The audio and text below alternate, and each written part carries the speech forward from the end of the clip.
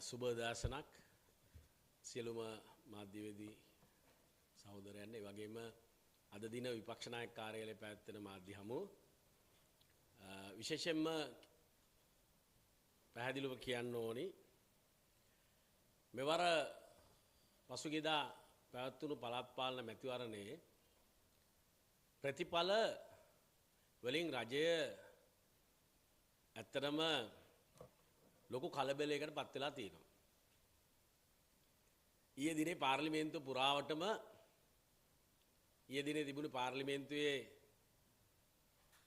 රෙගු ආඥා පනත සම්බන්ධයෙන් සාකච්ඡාවක්.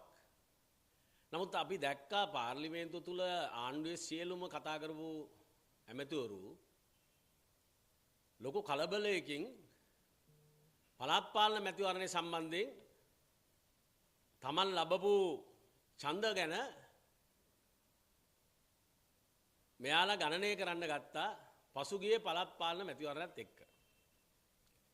දැන් මේ ආණ්ඩුව බලයටපත් වෙලා ජනාධිපති මැතිවරණේ පාර්ලිමේන්තු මැතිවරණේ තමයි අවසානයේට පළාත් පාලන මැතිවරණයට කලින් තිබ්බ මැතිවරණේ.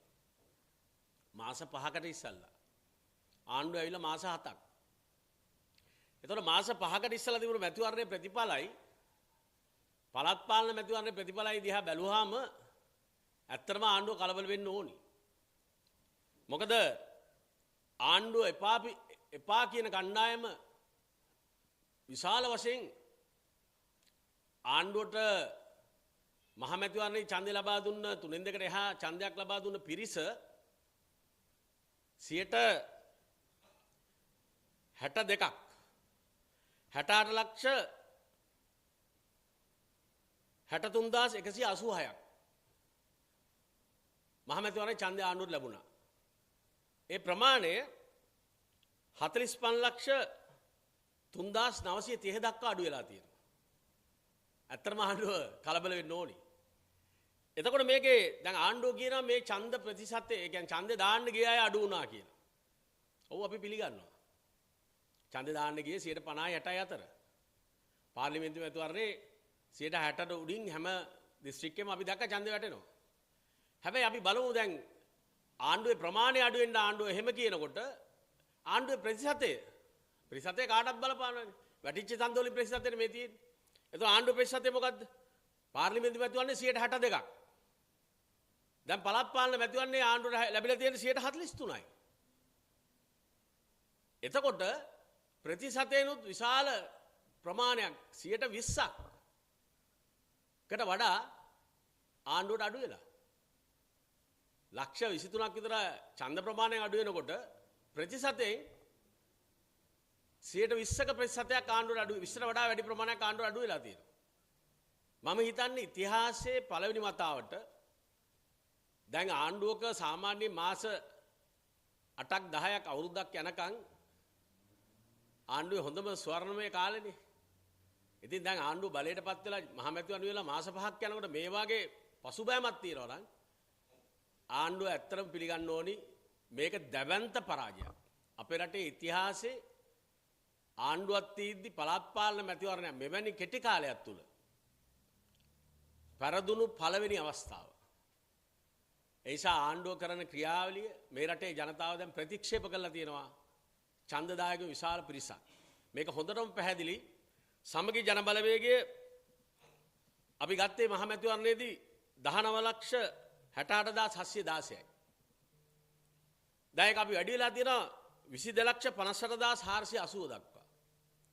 ප්‍රතිශතයක් හැටියට අපි ගත්තේ 17යි පාර්ලිමේන්තු මැතිවරණේ. දැන් මේ පළාත් පාලන මැතිවරණ දෙක 21.69ක්. يعني 22ක්. අපි ප්‍රතිශතය සායන ප්‍රමාණයක් ඉහළට අරන් තියෙනවා. ඡන්ද ගානත් අපි ලක්ෂ 4කට ආසන්න ප්‍රමාණයක් අරන් තියෙනවා. ඉතින් ඒ නිසා පැහැදිලිවම කියන්න ඕන අනිත් පක්ෂ ගත්තත්.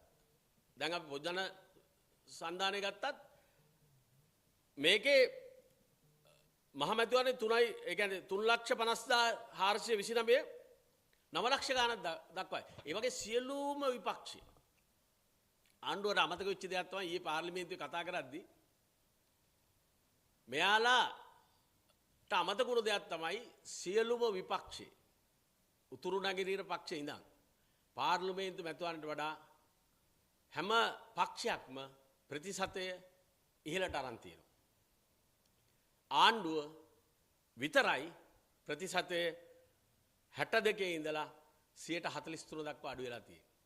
එතකොට මේක පිළිගන්න බැයි නම් ආණ්ඩුවට ආණ්ඩුවේ ඇමතිවරුන්ට මම හිතන්නේ ඊළඟ මාස 6 වෙනකොට ආණ්ඩුවට මොකක්ද වෙන්නේ කියලා. මාස 6කට ලක්ෂ 23ක් අඩු වුණා නම් ආණ්ඩුව මාස්පතා බැලුවත් විශාල ප්‍රමාණයක් අඩු වෙලා තියෙනවා. ඉතින් මේක ප්‍රතිඵලය මොකද්ද? ආණ්ඩුව බලයටපත් වෙලා ජනාධිපතිතුමා බලයටපත් වෙලා මාස 7ක් යනකොටත් කියපු කාරණා රටේ ජනතාවට කිසිවක් ඉටු කරගන්න බැරි ආණ්ඩුවක් හැටියට තමයි ජනතාව දකින්නේ. ඒ වගේම පළප්පාන මැතිවරණට ගියේ ගමට අඩු ගානේ බෝක්කුවක්වත් හදන්න නැතුව. ආණ්ඩුවට යන්න තිබ්බේ ගමට වැඩ කරලා. ඒ නිසා පැහැදිලිවම කියනවා ආණ්ඩුවේ උද්ජච්චකම ඒ වගේම ජනතාවගේ රැවටීම බොරු පොරොන්දු ගණනාවක් දීලා ඉතිහාසයේ වැඩිම බොරු කීප ආණ්ඩුව බවට අදපත් වෙලා තියෙනවා. ඒක තමයි මේ ප්‍රතිඵලය. මේ ප්‍රතිඵලය මීටත් එහා ඊළඟ හැම මාසෙක මම අපිට පැහැදිලිවම කියනවා ඊයේ දිනේ අපි දැක්කා රටේ ආර්ථිකය සම්බන්ධයෙන් ඉතාම විශාල වශයෙන් පසුබෑමක් තියෙනවා. ඒක පිළිගත්ත ඊයේ මුදල් නියෝජ්‍ය ඇමතිවරයා. දැන් අපි දන්නවා 2024 මේ ආණ්ඩුව අගභාගයේ ආවේ. එතකොට 2024 වර්ධනයේ ආර්ථික වර්ධනය 5% තිබ්බනම් මේ වෙනකොට ඒක ශීඝ්‍රයෙන් කඩා වැටිලා 3.0 ගානට වැටිලා තියෙනවා 2025 වර්ධනය සම්බන්ධයෙන් නියෝජ්‍ය ඇමතිතුමා කිව්ව විදිහට. ඒ වගේම 2026 වෙනකොට ඒක තවත් අඩු වෙනවා. එතකොට අපිට මේ අද තියෙන මේ භයානක තත්ත්වයක් එක්ක ඊළඟට අපිට ණය වාරික ගෙවන්න වෙනකොට රට කොතෙන්ද යන්නේ කියන ගැන අහන්න දෙයක් නැහැ. අද මේ වෙනකොට සියලුම සුළු හා මධ්‍යම පරිමාණ ව්‍යාපාර ඒවා ඊටාම අපහසු තැනකටපත් වෙලා තියෙනවා. අද ඒ ව්‍යාපාර හිමියන්ගේ දේපොළ කර්මාන්තශාලා විතරනේ තමන්ගේ පෞද්ගලික ඒ කියන්නේ නිවාස පවා බැංකු වලට උකස් වෙන තැනටපත් වෙලා තියෙනවා. මේ එකකටවත් මේ රජය ගත්ත පිළියමක් නැහැ. ඒ නිසා අද මේ රටේ නිෂ්පාදන කර්මාන්තය ගැන කතා කරපු ආණ්ඩුව අද මේ රටේ නිෂ්පාදකයෝ ඊටමත් අසරණභාවයට පත් කරලා තියෙනවා. ඒ නිසා පැහැදිලි අපිට මේ යන ගමන තුල මේ ඡන්ද ප්‍රතිඵල වලින් පැහැදිලි මේ යන ගමන තුල රට ඊටාම නරක තැනකට මේ කයිය ගහන බොරු කියන කටින් විතරක් ජනතාවට වැඩ පෙන්වන ආණ්ඩුව රටේ ජනතාව ලොකු අමාරු තැනකට ඇද දාගෙන යනවා. ඒක හැම පැත්තකින්ම පැහැදිලිව පේනවා. ඒ වගේම තමයි දැන් මේ පළාත් මේ ප්‍රජාතන්ත්‍රවාදය ගැන කතා කරපු ආණ්ඩුව දැන් අද මොකද්ද කියන්නේ? මේ පාර්ලිමේන්තුවේ මම දැක්ක චර්ජනය කරනවා. දැන් මේ මැතිවරණ ක්‍රමයේ තුල 50%කට එහා ගත්ත පළාත් පාලන ආයතනවල කිසිම ප්‍රශ්නයක් නැහැ. ඒකේ බලය තියෙන්නේ 50%ට වැඩිය ගත්ත කණ්ඩායමට. දැන් ආණ්ඩුවට වැඩි කොටසක් තියෙනවා අපි දන්නවා 100 ගාණක්. ඒ 100 ගාණේ ආණ්ඩුවට බලය පිටවන්න පුළුවන්. හැබැයි ආණ්ඩුව චර්ජනය කළා ලෑස්ති වෙනවා නම් 50%ට අඩු කියන්නේ මොකද්ද? ආණ්ඩු විරෝධය ආණ්ඩුවට ඒ අවස්ථාව නොදී ඒ අවස්ථාව දීලා තියෙන විපක්ෂයට. මේක තමයි ප්‍රජාතන්ත්‍රවාදය කියන්නේ. ඒතර පළාත් පාලන ආයතනවල 50%ට අඩු වෙන ලැබිලා තියෙනවා නම් മന്ത്രി සංඛ්‍යාව මේක ප්‍රායෝගිකව ගත්තත් බලන්නකො. දැන් മന്ത്രി සංඛ්‍යාව අපි ගත්තොත් 20ක් ඉන්න පළාත් පාලන ආයතනයක ආණ්ඩුව කොට්ටාස ජයග්‍රහණය කරා කියලා ඒකට තියෙන්නේ 17 නම් එහෙම නැත්නම් 18 නම් විපක්ෂයට එකතු වුණාම ආණ්ඩු විරෝධී කණ්ඩායම එකතු වුණාම එවැනි එක විශේෂ 20ක් නෙවෙයි 40ක් ඉන්නේ. එතකොට ඉතුරු එක 20 ගාණක් තියෙනවා නම් අනිවාර්යෙන් ප්‍රජාතන්ත්‍රවාදී විදියට අයිතියක් තියෙනවා මේ മന്ത്രിතුමන්ලට. මේකේ නීතිය හැටියටත් පළාත් පාලන නීතියේ පළාත් පාලන කොමසාරිස්වරයා එහෙම බහුතර බලයක් නැති 50%ට වැඩිය නැති බහුතර බලයක් නැති හැම ප්‍රාදේශීය සභාවකටම മന്ത്രിවරුන්ගේ ඡන්ද විමසලා තමයි කැමැත්ත විමසලා තමයි සභාපති උපසභාපති පත් කරන්න තියෙන්නේ. ඒ නිසා අපි පැහැදිලිවම කියන ආණ්ඩුව ඉස්සල්ලාම ලෑස්ති වෙන්න ඕනි මේ රටේ ජනතාවට කිව්වේ මේ රටේ ප්‍රජාතන්ත්‍රවාදය මේ රටේ අලුත් සංස්කෘතියක් මේවා ඇති කරනවා කියලා ආපු ආණ්ඩුවක් අද ලෑස්ති වෙනවා අර පරණ මිනිස්සු ඇත්තටම එපා කියලා මෙයාලා පත් කර මේ මෙවැනි ක්‍රම මුදලට පාර්ලිමේන්තු මන්ත්‍රීලා මුදලට පළාත් සභා මුදලට ප්‍රාදේශීය සභාවල ඒ ඩීල් දාලා ඒ ගනුදෙනු උන හින්දා තමයි මාලිමා ආණ්ඩුවක් එහෙම නැත්නම් NPP ආණ්ඩුවක් ගේන්න පළවෙනි කාරණාව.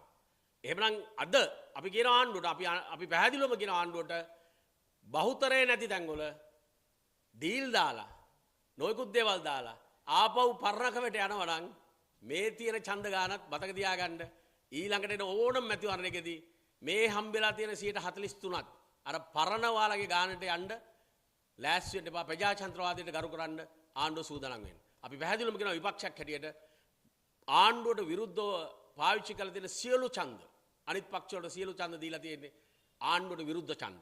එහෙමනම් ආණ්ඩුවට විරුද්ධ දීලා තියෙන ඡන්ද කියන්නේ ආණ්ඩුවට පක්ෂ දීපු ඡන්ද නෙමෙයි. එහෙමනම් 50%ට වඩා ආණ්ඩුවට දීලා ආණ්ඩු බලයේ ඒ ප්‍රාදේශ සභාවල බලය පිහිටවනවා ජනතාව ඒ ප්‍රදේශයේ. එහෙමනම් ඒ ප්‍රදේශයේ ජනතාව 50%ට අඩුවට ආණ්ඩුවට දීලා තියෙන්නේ ඒ අය ආණ්ඩුව බලය පිහිටවන්න නෙමෙයි විපක්ෂය එකතු වෙලා බලය පිහිටවන්න කියන එක පැහැදිලිවම අපි ආණ්ඩුවට කියනවා. අපි මැතිවරණ ව්‍යාපාරයේ දිගටම අපි කිව්වේ විපක්ෂයක් හැටියට ප්‍රධාන විපක්ෂය හැටියට අපි කිව්වේ අපිට තනියෙන් ප්‍රාදේශ සභාව පිහිටවන්න බැයි නම් අපි අනිත් පක්ෂ සියල්ලත් එක්ක එකතු වෙලා ප්‍රාදේශ සභාව පිහිටවනවා කියලා. ප්‍රාදේශ සභාව නගර සභාව පිහිටවනවා කියලා. ඒක අපි ජනතාවට දීපු පොරොන්දුව විශේෂයෙන්. ඒ නිසා අපි පැහැදිලිවම කියනවා මේ වෙලාවේ ඒ වගේම ආණ්ඩුව දිගටම මොකද්ද කිව්වේ? මාලිමාවේ අපේක්ෂකයා හරි අනිත් ඔක්කොම හොරු කියලා කිව්වා. අනිත් ඔක්කොම හොරු කිව්වා. එහෙමනම් දැන් කොහොමද මාලිමාව හොරුට අඬ ගහන්නේ? අද මේ වෙනකොට ගංගානේ ගිහිල්ලා අපේ අපේක්ෂක ළඟට හැම සුළු පක්ෂෙම අපේක්ෂක ළඟට ගිහිල්ලා ලැජ්ජයි. දැන් මොකද ඩීල් දාන්න එන්නේ මේ ප්‍රාදේශ සභාව හදන්න. ඒ නිසා අපි ආණ්ඩුවට කියනවා ප්‍රජාතන්ත්‍රවාදයට ගරු කරලා ආණ්ඩුවට විරුද්ධව 50%ට වැඩිය තියෙන හැම තැනකම අපි විපක්ෂය එකතු වෙලා අපි මේ ප්‍රාදේශ සභාවල බලය පිහිටවනවා.